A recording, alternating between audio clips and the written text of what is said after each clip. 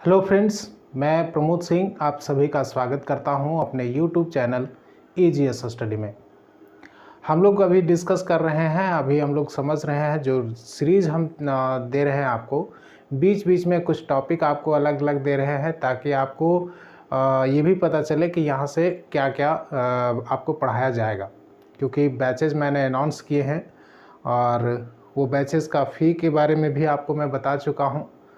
तो इसीलिए मैं कुछ वीडियो उससे हट करके डाल रहा हूँ, नहीं तो पूरा का पूरा C-TET और J-TET का जो CDP है, चाइल्ड साइकोलॉजी है, उसी से संबंधित वीडियो मैं आपको दे रहा हूँ। तो आज उसी सीरीज़ के दौरान आज हम लोग बात करेंगे एक महत्वपूर्ण टॉपिक, महत्वपूर्ण अध्याय, जिसका नाम है लर्निंग अथवा अधिगम या सीखना। इस टॉपिक से C-TET में लगभग 5 क्वेश्चन पूछे जाते हैं, जबकि J-TET में 1 to 5 में 3 से 4 क्वेश्चन पूछे जाने की संभावना है, जो नई नियमावली है उसके अनुसार से, क्योंकि 20 क्वेश्चन है CDP से। और 6 to 8 में 25 क्वेश्चन है, तो निश्चित तौर पर 5 क्वेश्चन इससे रहेंगे। तो आप ये समझिए कि ये टॉपिक महत्वपूर्ण क्यों है, क्योंकि यहाँ इस हमारा जो C-TET में या J-TET में जो है कि हम तैयारी किसके लिए कर रहे हैं, टीचर बनने के लिए। और टीचर में मुख्यतः हमको क्या करना है, तो बच्चे को सिखाना है। बच्चा सीखेगा, लर्निंग्स करेगा, अधिगम करेगा, तभी हमारा मोटिव सफल हो पाएगा, सक्सेस हो पाएगा। इसीलिए इस टॉपिक से क्वेश्चन ज़रूर पूछे जाते हैं। और टॉपिक इतना भी टफ नहीं है जो कि समझ में ना आ पाए, तो सिर्फ ध्यान रखना है। मैं आपको जो टॉपिक्स, जो चीज़ें मैं आपको आज बताने जा रहा हूं, और अगले 2 वीडियो में आपको जो मैं बताऊंगा, लगभग 3 वीडियो लर्निंग से आएंगे। और आपको ये तीनों वीडियो ध्यान से देखना है, हर एक चीज़ को। और मैं आपको दावे के साथ कह सकता हूँ, यदि ये तीनों वीडियो आप देखते हैं तो लर्निंग से 5 का 5 क्वेश्चन आप सही करके आएंगे। C-TET आपका 15-16 तारीख से स्टार्ट है, 16 तारीख से, तो ज़्यादा दिन नहीं है। आप इसको देख लीजिए कि क्या है क्या नहीं है। लर्निंग्स कम से कम कंप्लीट करके जाएं, आप अधिगम कंप्लीट करके जाएं, आपका 5 क्वेश्चन निश्चित तौर पर सही होगा। चलिए बात करते हैं आज के टॉपिक पर और शुरू करते हैं इस टॉपिक को। तो लर्निंग्स, सबसे पहले ये समझते हैं कि लर्निंग्स होता क्या है, अधिगम किसको कहते हैं। तो यदि हम इसको लर्निंग्स के बारे में बात करें तो लर्निंग्स सीखना किसको कहते हैं। तो पहले जो मान्यता थी कि सीखना वही है जो हमें अनुभवों से प्राप्त होता है। यहाँ देखिए मैंने लिख रहा है कि सामान्य अर्थ में सीखना मतलब होता है व्यवहार में परिवर्तन। ठीक है, सीखना मतलब क्या होता है, व्यवहार में परिवर्तन। ये प्राचीन मान्यता थी। ठीक है, लोग इसी को कहते थे कि सीखना मतलब व्यवहार में परिवर्तन। ठीक है, लेकिन जब मनोविज्ञान इसमें आया, जब मनोविज्ञान का कॉन्सेप्ट आया, तो इसने ये बताया कि नहीं, मनोविज्ञान सिर्फ व्यवहार में परिवर्तन को सीखना नहीं कहेंगे। और उसका रीज़न भी उन्होंने बताया। आपको भी एक दो रीज़न हम बता रहे हैं। जैसे व्यवहार में परिवर्तन हमारा कई कारणों से भी हो सकता है। जैसे दिन भर के कामों से हम थके हुए हैं, तो हमारा व्यवहार में परिवर्तन हो सकता है। यदि मैं कुछ ऐसे मेडिसिन ले रहा हूँ तो उससे मेरा टेंशन बढ़ सकता है, तो उसके कारण से मेरा व्यवहार चेंज हो सकता है। तनाव के कारण से व्यवहार चेंज हो सकता है। तो क्या ये लर्निंग्स हैं? क्या इसको आप अधिगम कहेंगे? तो यदि हम प्राचीन मान्यता जो है कि सीखना मतलब होता है व्यवहार में परिवर्तन, तो यहाँ व्यवहार में परिवर्तन है तो लर्निंग्स होना चाहिए। जबकि यदि इस कॉन्सेप्ट के आधार पर चलेंगे तो लर्निंग्स का मतलब ये गलत है। अब शिक्षा मनोविज्ञान ये कहता है कि लर्निंग्स में व्यवहार में परिवर्तन तो होना चाहिए। लर्निंग्स मतलब व्यवहार में परिवर्तन, परंतु ऐसा परिवर्तन जो कि अनुभवों से आया हो, जो कि प्रैक्टिस से आया हो, और अस्थायी रूप में वो उसके व्यवहार में शामिल हो गया हो। ठीक है, देखते हैं इसके आगे में क्या है। सो मनोविज्ञान में सीखने का तात्पर्य सिर्फ उन्हीं परिवर्तनों से होता है जो अभ्यास या अनुभव के फलस्वरूप होता है, तथा जिसका उद्देश्य बालक को समायोजन में मदद करना होता है। ठीक है, ये एनालिसिस मैं आपको बता रहा हूँ, क्योंकि कई सारे विद्वानों का स्टेटमेंट है लर्निंग्स के बारे में। कई सारे विद्वानों ने प्रयास किया है डिफिनेशन देने का लर्निंग्स का, तो सभी का कोर्स यहाँ कर पाना मुश्किल है। तो मैंने प्रयास किया कि जितने भी डिफिनेशन हैं उसको एनालाइज करूं, और उस एनालाइज करने के बाद जो कुछ समरी आपको आता है वो समरी मैंने आपको दिया है जो इसमें है।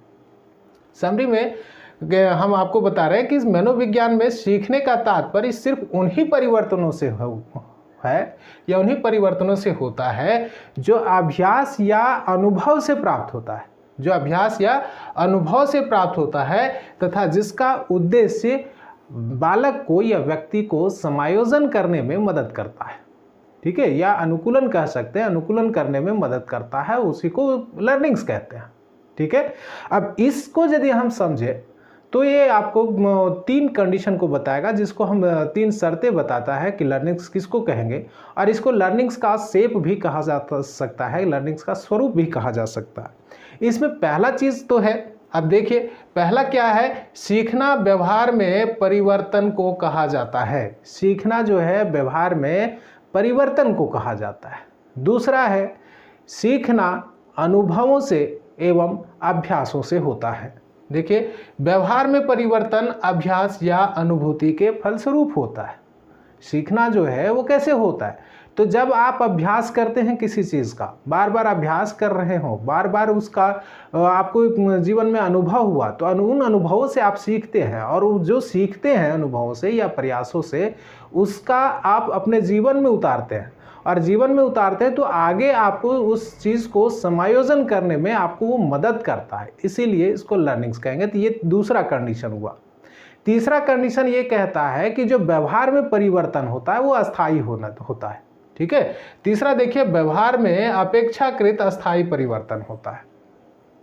ठीक है, ये हुआ लर्निंग्स के बारे में। अब लर्निंग्स को जब हम देख लेते हैं डिफिनेशन, मैं सजेस्ट कर रहा हूं कि जब आप पढ़ रहे हो तो सामने 2-3 विद्वानों का स्टेटमेंट को देख लीजिए, और स्टेटमेंट को देखने के बाद आपको जो मैंने यहाँ एनालाइज करके आपको जो बताया है 3 लाइन 4 लाइन का, उसको आपको समझ में आ जाएगा। ठीक है, यदि और आपके पास चूंकि आप सीटेट बैठ रहे हैं तो इतना समय तो है नहीं कि किताब को फिर पलटेंगे, तो कम से कम इतना आप एक बार जरूर याद रखिए। ठीक है, कम से कम एटलीस्ट ये 4-5 दिन के बाद आपका एग्जाम होने वाला है, तो कम से कम इतना जरूर याद रखिए जो मैं बोर्ड में बता रहा हूँ। ठीक है, चलिए आगे देखिए। आगे है टॉपिक है सीखने का प्रकार, यानी टाइप्स ऑफ लर्निंग्स। तो पहला देखते हैं अभिग्रहण सीखना। अभिग्रहण सीखना यानी कि रिसेप्शन लर्निंग्स। ठीक है, अभिग्रहण सीखना। दूसरा है अन्वेषण सीखना। तीसरा है रटकर सीखना, और चौथा है अर्थपूर्ण सीखना। अब ये चारों का मतलब आपको बता रहे हैं, बस मतलब समझ लीजिएगा, बाकी और कुछ नहीं याद रखना इसमें। ठीक है, इसका मीनिंग आप समझ लीजिए। अभिग्रहण सीखना मतलब क्या होता है, मतलब इसको आप समझ लीजिए रेडीमेड। ठीक है, रेडीमेड बाजार गए, बाजार से आप वस्तु ले आते हैं, फिट बैठा आपका शरीर में तो ठीक, नहीं फिट बैठा तो कोई बात नहीं, आप दूसरा ट्राई करते हो। सेम उसी प्रकार से है, यानी कि ऐसा नॉलेज जो स्टूडेंट को या जो लर्निंग करना चाह रहा है उसको आप रेडीमेडली दे देते हैं, लिख करके दे देते हैं, बोल करके बोलते हैं कि आप इसको रट लो। ठीक है, इसको कहा जाता है क्या, तो अभिग्रहण सीखना। ठीक है, ज़्यादातर सामान्यता अभी के समय में शिक्षक यही कर रहे हैं, जबकि ये खराब है, सबसे बेकार का विधि कह सकते हैं लर्निंग्स में यही है। ठीक है, ऐसा नहीं होना चाहिए। रेडीमेड जहाँ होता है वहाँ रेडीमेड आपका फिट नहीं भी बैठ सकता, कोई गारंटी थोड़ी कि आप कपड़ा जा करके लेने गए तो कपड़ा आपका शरीर में पूरा फिट ही बैठेगा।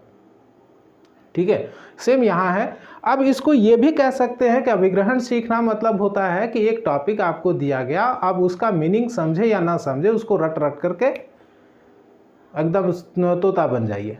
ठीक है, इसको अभिग्रहण सीखना कहेंगे।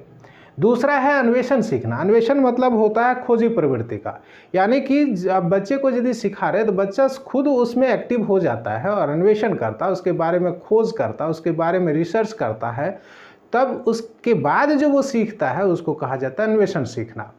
ठीक है, तीसरा है आपका रट करके सीखना। रट करके सीखना तो नाम से ही पता है, रटना है, रट्टू तोता बनना है। तो रट करके सीखना को आपको नहीं बता रहे, आप इसका मीनिंग समझ रहे हैं। अर्थपूर्ण सीखना, अर्थपूर्ण सीखना मतलब ये समझ लीजिए, देखिए अर्थपूर्ण मतलब मीनिंग मत समझिएगा, इसका अर्थ मतलब मीनिंग, ऐसे इंग्लिश यदि देखिएगा तो मीनिंगफुल लर्निंग्स है। देखिए इसका कहने का मतलब क्या है, यानी कि ऐसे चीज़ों को सीखना जो आपको इन फ्यूचर उपयोगी लगे, ठीक है। यानी कि मे भी हो सकता है जैसे अभी कौशल प्रशिक्षण दिया जा रहा है, यानी कि वो लर्निंग्स आपको दी जा रही, तो वो क्यों दिया जा रहा है, क्योंकि इन फ्यूचर आपको बेरोज़गार ना रहें, जो लर्निंग्स करेंगे बेरोज़गार ना रहें, आप रोज़गार में उसके थ्रू भी जा सकते हैं।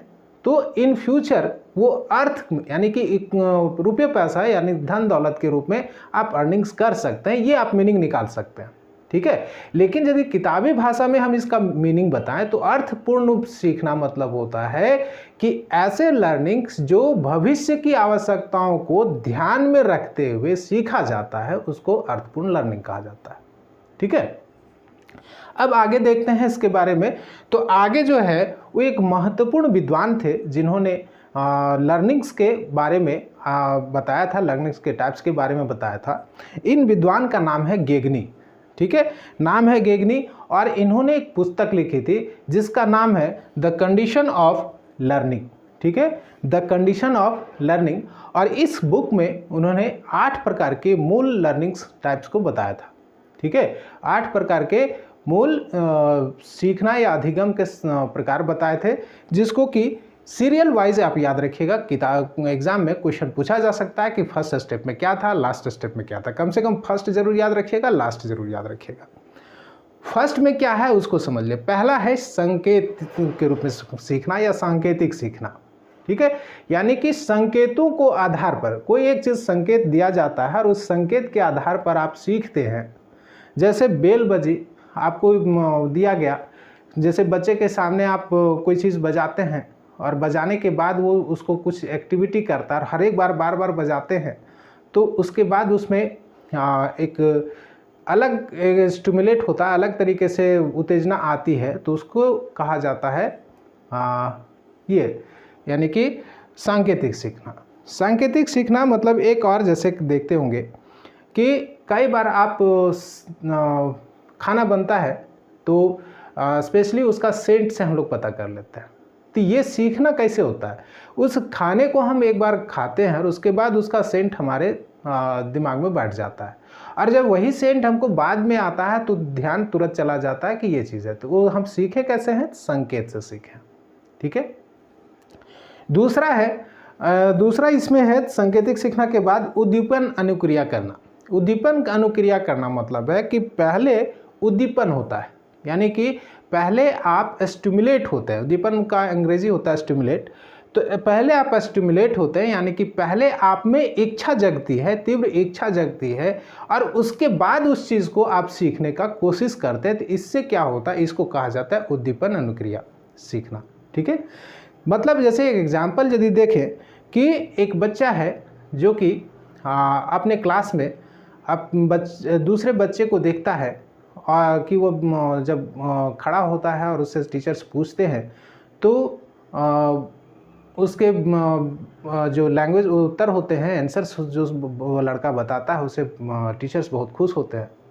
तो इसमें क्या होता है, बच्चा जो है इसमें भी वो ललक उत्पन्न होती है, इच्छा उत्पन्न होती है कि चलो हम भी ऐसा करें, ठीक है। जब ऐसा करने की इच्छा उत्पन्न होती है तो वो उद्दीपन, वो उसको स्टिमुलेट करता है, मोटिवेट कर सकता है, वो मोटिवेट करता है उसको, और वह भी सीखने का एक कोशिश करता है। तो इस प्रकार की जो लर्निंग्स होती है उसको कहा जाता है उद्दीपन अनुक्रिया सीखना, ठीक है। तीसरा है सरल श्रृंखला का सीखना, यानी कि ऐसे सीखना कि जो चेन वाइज हो, मतलब है कि एक के बाद दो, दूसरा स्टेप, दूसरा के बाद तीसरा स्टेप, तीसरा के बाद चौथा स्टेप, ऐसे करके यदि हम सीखते हैं किसी चीज़ को तो वो कहलाता है चरणबद्ध सीखना कह सकते हैं, या सरल श्रृंखला का सीखना, यानी कि श्रृंखला चेन के रूप में सीखना, एक के बाद एक स्टेप वाइज यदि वो लर्निंग्स होती है तो उसको कहा जाता है सरल श्रृंखला। दूसरा है शाब्दिक साहचर्य को सीखना। शाब्दिक साहचर्य मतलब होता है शब्दों के साहचर्य को सीखना, यानी कि शब्दों को कैसे बैठाया जाए, कैसे यूज़ किया जाए, तो इसको जो सीखा जाता है वो कहलाता है शाब्दिक साहचर्य। अब सामान्यतः यह जो साहचर्य होता है वो ग्रुप के साथ होता है। जैसे आप देखे होंगे कि कई बार बच्चे कुछ कुछ सीखते हैं, वो तब सीखते हैं जब वो ग्रुप में 3-4 बच्चों के साथ, 5 बच्चों के साथ वो खेल रहे होते हैं, और खेलते हैं तो उस समय दूसरे बच्चे की जो एक्टिविटी होती है, दूसरे बच्चों का जो इम्प्रेशन होता है, उससे वह कैच करता है और उससे सीखता है। खास करके जो उसकी बोलने की शैली यदि वो सीखता है तो उसको कहा जाता है शाब्दिक साहचर्य। शब्दों के साथ साहचर्य, ये भी ध्यान में रखिएगा। यहाँ शाब्दिक साहचर्य है, यानी कि शब्दों के साथ साहचर्य। शब्दों के साथ, जैसे एक एग्जाम्पल आपको मैं बता दूँ कि जैसे आप ये समझे कि एक सेंटेंस मैं आपको बता रहा हूँ कि राम खाता है। कई बार बच्चे जब इसको बोलते हैं कि राम खाती है या सीता खाता है, ऐसे करके सेंटेंस होता है, तो वो ये सब चीज़ें कैसे समझते हैं कि राम के साथ खाता बोलना है, सीता के साथ खाती बोलना है। शब्दों के साथ जो रिलेशन है उसको समझने के लिए आप किसी गाइडेंस का ज़रूरत नहीं है, उसको बस सामूहिक चीज़ों में उसको पार्टिसिपेट करने दीजिए। जब वो दूसरे आदमियों को, दूसरे व्यक्तियों को वो सुनेगा तो उसके बाद ये रिलेशन वो खुद बनाना सीख जाएगा। इसी को कहा जाता है शाब्दिक साहचर्य। सामान्यतः ये ग्रुप में होता है, ठीक है। नेक्स्ट इसके बाद है विभेदीकरण सीखना। विभेदीकरण सीखना मतलब है कि आप उसको विभेद करना सीख जाते हैं। आप कोई शब्द बोले और उसके बाद वो उसका कॉन्सेप्ट और आगे बिल्ड हो जाए। जैसे मैं आपको एक एग्जांपल बोलता हूँ, मैं 3-4 आपको शब्द बता रहा हूँ, ठीक है। आपके मन में क्या चलता है वो देखिएगा। मैं आपको बोल रहा हूँ शेर, दूसरा वर्ड बोल रहा हूँ हिरन, तीसरा वर्ड बोला हाथी। अब ये तीनों चीज़ बोलने के बाद आपके दिमाग में क्या चल रहा है? आपके दिमाग में ये जरूर चल रहा होगा कि ये जंगली जानवर है, ठीक है, यही जंगल में ये ज़्यादातर मिलते हैं, ये जंगली जानवर है। अब यदि हम दूसरे से बोलें कि गाय, कुत्ता, घोड़ा, अब ये चीज़ यदि आपको बोल रहे हैं तो आपके मन में चलेगा कि ये पालतू जानवर है। तो जब आप शब्दों के साथ उसका विभेद करना सीखते हैं तो वो विभेदीकरण सीखना होता है, ठीक है। नेक्स्ट इसके बाद चलते हैं संप्रत्यय सीखना, कॉन्सेप्ट सीखना। कॉन्सेप्ट सीखना यानी कि शब्दों के साथ साथ उसके बारे में, उसके पूरे कहानी को समझना। आप एक शब्द बोलते हो, उसके बाद वो पूरा कहानी समझ जाता है कि क्या है। एक तरह से कह सकते हैं हिंट देना, और हिंट के बाद पूरा चीज़ को समझा देना, वो कहलाता है कॉन्सेप्ट, यानी कि संप्रत्यय सीखना, ठीक है। उसके बाद देखते हैं नियम सीखना। तो आप जान ही रहे हैं कि नियम सीखना क्या होता है। नेक्स्ट इसके बाद समस्या समाधान सीखना। समस्या समाधान भी आप जान रहे हैं कि क्या होता है। समस्या समाधान का, समस्या आएगा उसका समाधान करके वो जब वो सीखता है तो इसको समस्या समाधान, यानी कि कोई आप प्रॉब्लम दे दिए और प्रॉब्लम दे दिए, बच्चा उसको प्रॉब्लम को सॉल्व कर रहा है और सॉल्व करने के बाद उसका आंसर देख लेता है, तो उसके बाद वो धीरे धीरे सीखता है उस कहानी को।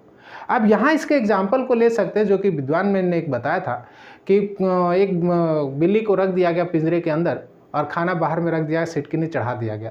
बिल्ली बार बार प्रयास करती है उसको बाहर निकलने के लिए, खाना खाने के लिए, तो कई जगह पैर हाथ मारती है और कई जगह पैर हाथ मारती है तो एक जगह गलती से दरवाजे का जो पिन है वो निकल जाता है, वो बाहर आकर के खा लेती है। दूसरे बार फिर उसको बंद कर दिया जाता है तो बिल्ली का प्रयास कम हो जाता है और फिर कम ही समय में वो दरवाज़ा खोल लेती है। फिर तीसरे बार किया जाता है तो बहुत कम, अब डायरेक्ट वही नेक्स्ट टाइम में अब वो वही पॉइंट को ही टच करती है और बाहर निकलती है। अब इसका मतलब क्या हुआ, प्रॉब्लम जब आएगा बच्चे के साथ तो उसको प्रॉब्लम सॉल्व करने दीजिए, और सॉल्व करने दीजिए तो वो क्या होगा कि वो उससे सीख जाएगा कि अब क्या, जैसे बिल्ली के पास प्रॉब्लम आया तो वो सीखी ना, प्रैक्टिस करते हुए, प्रयास करते हुए, अनुभव करते हुए वो सीख गई। इसे कहते हैं समस्या समाधान करके सीखना, ठीक है। मैंने आपको एग्जाम्पल दे करके बताया हर एक चीज़ों को, और आपको क्या करना है ना कि एक एक बार इसको रिसाइट कीजिए, एक एक बार इसको आप अपने मन में दोहराइए। कुछ नहीं है लर्निंग्स में, जितने भी थ्योरी कहीं कहीं आपको फंसाएगा, बाकी इसका जो कहानी है ना वो कुछ नहीं है, बस समझना है। एक एक चीज़ को समझ जाइएगा तो कहीं भी आपको गड़बड़ी नहीं लगेगा। नेक्स्ट उसके बाद है औपचारिक शिक्षण एवं अनौपचारिक शिक्षण। औपचारिक शिक्षण और अनौपचारिक शिक्षण इतना आसान है नाम भले लगे अलग, लेकिन कुछ नहीं है। अब उसुबेल नाम करके एक विद्वान हुए और महान शिक्षा शास्त्री थे। उन्होंने कहा कि औपचारिक अनौपचारिक शिक्षण का बंटवारा किया, यानी कि कितने औपचारिक शिक्षण कौन कौन होता है और अनौपचारिक शिक्षण कौन कौन होता है। इन्होंने कहा कि औपचारिक शिक्षण वह शिक्षण है जिसमें कि बच्चों को अधिगम दिया जाता है, अधिगम कराया जाता है, जिसमें अनुशासन होता है, यानी कि बच्चे अनुशासित रूप में रहते हैं, एक समयबद्धता होती है, साथ साथ में एक बेहतर गाइड करने वाला व्यक्ति होता है, ठीक है, और उसके बाद और भी कहे तो एक निश्चित समय में बंधा होता है। यानी कि कह सकते हैं कि यदि एक स्किलफुल व्यक्ति के गाइड में एक निश्चित समय के लिए अनुशासित रहते हुए जब आप शिक्षण करते हैं तो कहलाता है औपचारिक शिक्षण, ठीक है। दूसरा कहलाता है कि जब यही चीज़ गायब होता है, आप अनुशासित नहीं होते हैं, हो सकता है कि जो आपको सिखा रहा है वो बेहतर स्किलफुल ना हो, तो और उस अवस्था में यदि आप सीखते हैं तो उसको कहा जाता है अनौपचारिक शिक्षण। अब उसका उदाहरण देखिए, औपचारिक शिक्षण में कौन कौन शामिल हो सकता है। औपचारिक शिक्षा में शामिल हो सकता है आपका कक्षा, यानी कक्षा शिक्षण। दूसरा जो है वह है क्षेत्र शिक्षण, यानी कि क्षेत्र शिक्षण में आप शामिल कर सकते हैं, जैसे प्लेग्राउंड में आप किसी को सिखा रहे हैं, जैसे आप क्रिकेट के कुछ चीज़ों को सिखा रहे हैं, कुछ कुछ वर्ड्स को सिखाना चाहते हैं, तो आप क्या करेंगे, क्लास में बैठा करके उसको सिखाएंगे तो शायद उसको कुछ चीज़ नहीं हुआ। जैसे गली पॉइंट कहाँ होता है, कहाँ कौन खिलाड़ी कहाँ खड़ा होता है, उसको क्या आप बोलते हैं, ये सारे स्थान को यदि आप उसको क्लास में बैठा करके सिखा रहे हैं तो शायद उसको नहीं पता चलेगा। लेकिन आप ग्राउंड में ले जाइए और ग्राउंड में ले जाकर के उसको बताइएगा तो उसको बहुत अच्छे तरीके से याद हो जाएगा। इसको क्षेत्र शिक्षण कहते हैं। उसके बाद नेक्स्ट आता है आपका अनौपचारिक में। तो अनौपचारिक में क्या होता है कि आपको बताया कि अनुशासन नहीं रहेगा। जैसे इसमें शामिल कर सकते हैं माता पिता के द्वारा दी गई शिक्षा, समाज के द्वारा दी गई शिक्षा, दोस्तों के द्वारा दी गई शिक्षा, या आप इसको कह सकते हैं कि सोशल मीडिया के द्वारा दी गई शिक्षा। ये सब क्या है, समयबद्धता नहीं है। हम सोशल मीडिया को नहीं देखें, जब मेरी मन हुई तब देखेंगे, तो ये समयबद्धता नहीं है, कोई डिसिप्लिन नहीं है, तो इसको कहा जाएगा अनौपचारिक शिक्षण, ठीक है। उसके बाद आपको नेक्स्ट इसके बाद का वीडियो में आपको बताएंगे, अगले वीडियो में, जहां आपको इसके अन्य तरीकों के बारे में भी बताएंगे। 2 और वीडियो इसके होंगे, एक ये पहला वीडियो है। तीनों वीडियो आप ध्यान से देख लीजिए, लर्निंग से एक भी क्वेश्चन आपका नहीं छूटेगा। मिलते हैं अगले वीडियो में। हाँ, एक चीज़ और मैं आपसे कहना चाहता हूँ। देखिए, मैंने अनाउंसमेंट किया है आपको 15 दिसंबर से क्लासेस की। ये 15 दिसंबर 2021 से क्लासेस होंगी जेटेट के लिए, 1 to 5 और 6 to 8 के लिए। मैंने कुछ फ़ी रखे हैं जो कि बहुत ही मिनिमम है। आप भी समझ सकते हैं जब वो फ़ी होगा। जैसे 1 to 5 के लिए मैंने 1000 रखा है, जो कि 4 महीने का कोर्स होगा, और 6 to 8 के लिए भी मैं 1500 रखा है, यानी कि 1500। और टीजीटी के लिए मात्र एक सब्जेक्ट मैं पढ़ाऊँगा, टीजीटी एक सब्जेक्ट की तैयारी कराऊँगा, जो होगा ज्योग्राफी का, उसके लिए मैंने 2000 रखे हैं। अब इसमें है क्या कि यदि आप खुद सोचिए कि मैंने कम रखे हैं या ज़्यादा रखे हैं, और चूँकि मैं क्या सोच करके रखा हूँ ये आप भी समझ सकते हैं। मैंने शुरुआत में ही आपको वीडियो में ही बताया था कि मेरा मोटिव पैसा कमाने का नहीं है, मेरा मोटिव है आपका हेल्प करने के लिए। और ये भी पैसे मैं इसलिए ले रहा हूँ ताकि आपको ये लगे कि मैं पैसा दे रहा हूँ तो आप क्लास करोगे, ठीक है। क्लास करोगे तो आपको बेनिफिट आपको मिलने वाला है। ये तो आप समझ लीजिए, यदि 4 महीना का कोर्स है, 1000 आपसे ले रहा हूँ तो मुश्किल से 250 रुपये हो रही। और अभी के समय में 250 रुपये का क्या वैल्यू है आप भी समझ सकते हो। महीने दिन मैं पढ़ाऊँगा तो ये पैसे का मैटर नहीं है। एक होता है ना कि आदमी को वो सोच मैं बदलना चाहता हूँ। यदि आपको अच्छा लगता है तो आप ज्वाइन कीजिए। और यहाँ ये भी बता दूँ कि मेरे पास बस यही 2-3 घंटे का समय होता है जिसमें मैं क्लास ले पाऊँगा। और इसके बाद यदि आप कहेंगे कि नहीं सर, जनवरी या फरवरी में आएंगे सर कि मेरे लिए एक अलग बैच कर दे, तो भाई पॉसिबल नहीं होगा, क्योंकि मेरे पास डे के टाइम में समय नहीं होता है। और शाम में यदि हम 10-12 बजे तक पढ़ाते रहूँगा तो पॉसिबल नहीं है कि आपको फिर कंप्लीट 2-4 दिन में बीमार पड़ जाऊँगा, ठीक है। तो कंडीशन है मेरे साथ, जॉब में हूँ, दिन भर जॉब में रहता हूँ, शाम में थके होने के बावजूद मैं आपके साथ आता हूँ और कुछ अपने मेरे जो एक्सपीरियंस है वो आपके साथ शेयर करता हूँ, ठीक है। तो जिनको भी ज्वाइन करना है वो 15 दिसंबर और 15 और 16 दिसंबर को डेमो क्लास है, तो डेमो क्लास में आप देख लीजिए कि क्या है सही। यदि सही ना लगे तो हम निश्चित तौर पर कहेंगे कि आप मत ज्वाइन कीजिए, आप दूसरे जगह जहां आपको लगता है कि बेहतर है आप वहां ज्वाइन कीजिए, क्योंकि ये आपके फ्यूचर का बात है। और जब आप फ्यूचर की बात आए तो कहीं भी विदाउट सेटिस्फेक्शन आप मत ज्वाइन कीजिएगा, ठीक है। कहीं भी, मेरे पास क्या, कहीं भी मत ज्वाइन कीजिए यदि आपको लगता है कि ठग रहा है तो, ठीक है।